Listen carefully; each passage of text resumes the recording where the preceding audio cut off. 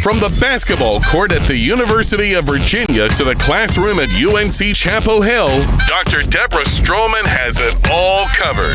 Now this professor and sports business entrepreneur is about to take you to school.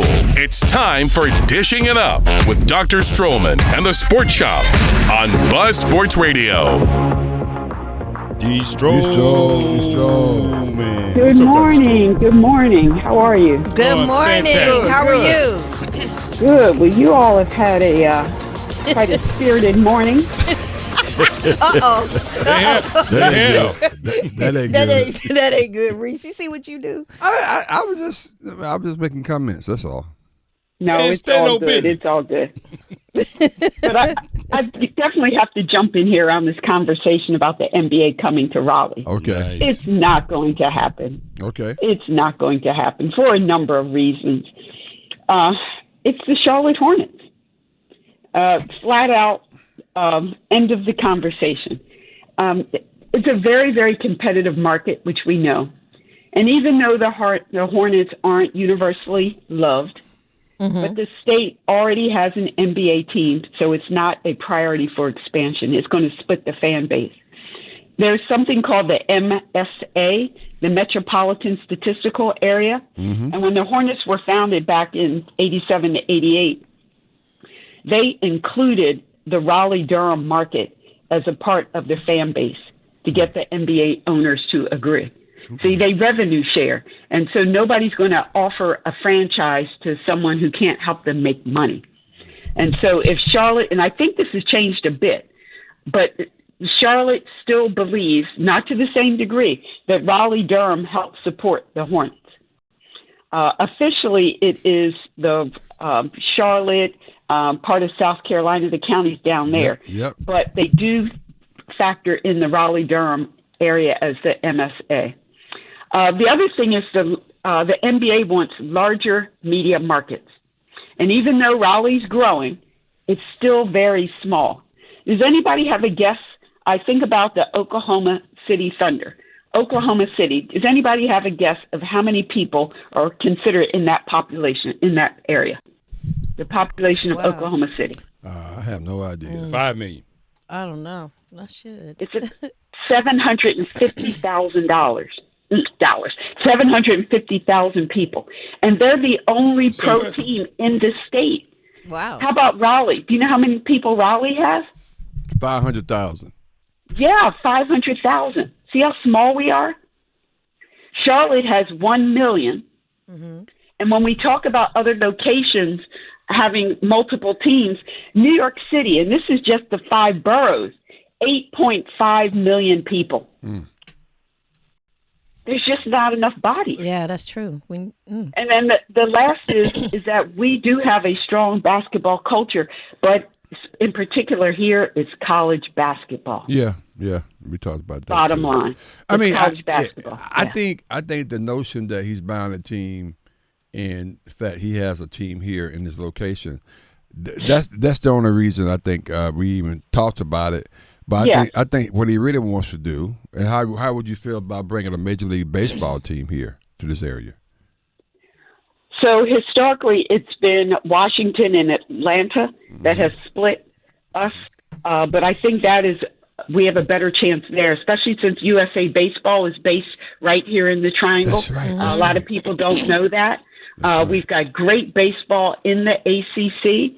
I think we'd have a better chance there, but the NBA, it is not happening. Okay. It makes for great fan talk and discussion, but from a business perspective, it is not going to happen. Okay. That's awesome. Thank you. Yeah.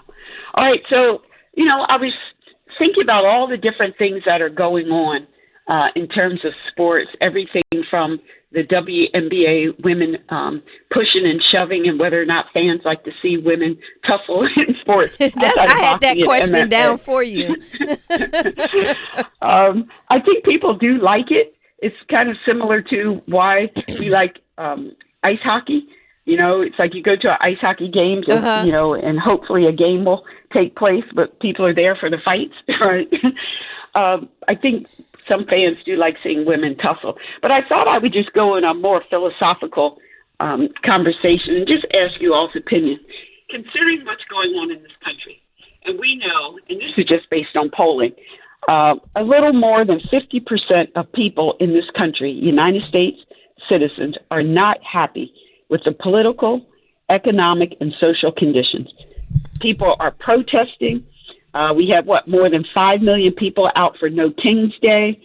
Are sports helping Americans feel better about what's happening to this country? Wow.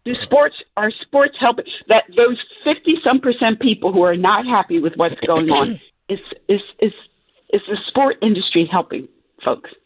Wow. You mean as a distraction?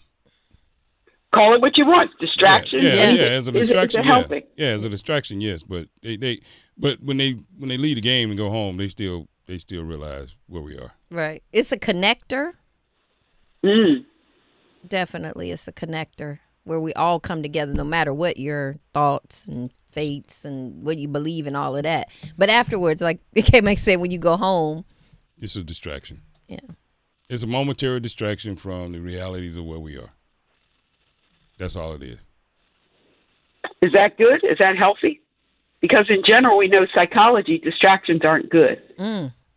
Right? Yeah. Because we need to face our, whether it's a medical issue, whether it's, a family drama. Yeah. Oh, that's deep, Dr. Stroman. Yeah, we sometimes you somewhat delaying the pain, so to speak, and that's all you're doing because you got to face music at some point. Right. You know what? Right. I agree with the medical. That resonated with me right there. Yeah, no need to kick it down the road. You got to go to the doctor. We got to do something. That's right. You're delaying That's right. you're delaying the That's pain. right. So there it is, right there. And it goes deeper at what she was saying. And as I said, it was a connector. So something that brings us together. But if we don't have the right conversations, then there's no healing taking place there. So it is truly just a distraction because we're not having those conversations. We're watching sports, and that's the thing that we have in common at that moment. Mm.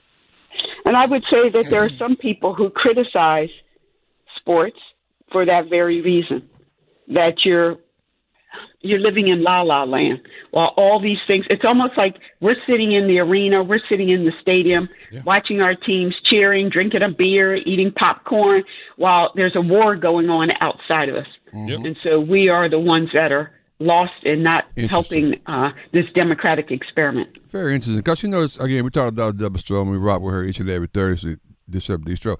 I think about that sometimes. I think about how we can sit there and cheer for this team and collectively, high fives and, in the stands and go outside. Then we grab our purse because we close to us because we're afraid the same person that you used to have hands with may want to take your purse because that's your perception. And what we created in this country. And I think it's really, really sad when you think about it that way. It's really sad. The bias that takes place. Yes. The other thought around this, again, for the 50-some% people who are not happy with the direction of our country, would it help if our favorite athletes and coaches said something? Right? We know about Pop. May he continue to heal. Kerr with Golden State, Jalen Hurts and LeBron and Steph and KD have publicly expressed their disappointment or lack of they're not supporting the direction of this country. Would it help if they spoke up more to ease that or connect us to make sports more more engaged with what's happening with the country?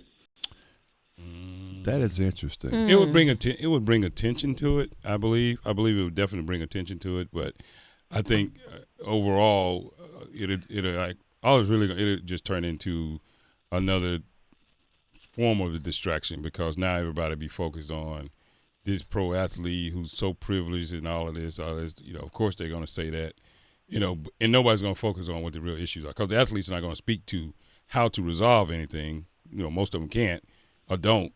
So all it's really going to turn into is just an attack on the athlete because they feel the same way as 50% of the population does. Yeah. So would that make people feel good though? Say it, Steph. Say it. Yeah, you feel like I do. I'll be honest with you. When Steve Kerr came out, and he's come out many times, I read his book. You understand his background. You understand why he's the way he is. I was like, that's my guy. I mean, I get. I'm really happy when he comes out and say those things, because he doesn't look like me, but he's talking about things that affect me directly, and I get excited when people like that say things. Absolutely. Yeah. I think it's like people that, they say I do business with people who do business that look like us or different things like that. So we'll be more supportive of that athlete because we feel like they feel like us. We identify with them but in another way. Like Dr. Stroman said, but is that helpful for the cause, though? I mean, it makes you feel good, but is that helpful for the cause? Well, you got to define what the cause is. And the state of affairs, I'm assuming, Dr. Stroman, the state of affairs, where we are in politics in this country right now. Well, I'm glad you said it, because there's a fine line, and something that happened very, very recently. We're talking about arts and entertainment and sports or whatever. The Kennedy Center honor Reese, that's bringing this whole entertainment and political structure together to the point where you start like, what is going on? So we don't like certain people because they may lean into what's going on with the Kennedy. It's a lot. Sports and politics, they when they come together like that, I'm not sure that's a good thing. It's not, but should it be separate? I think so. See, I believe if we talk about it more, then we would be able to educate one another, hopefully, such that when a Steve Kerr or LeBron says something, that everybody is not so alarmed. But because we don't, because we always separate it, then we have this angst when all of a sudden, why is he speaking up? Well, if we had a climate or a culture where they always spoke up, they weren't always told to just shut up and dribble. Yeah. That's true.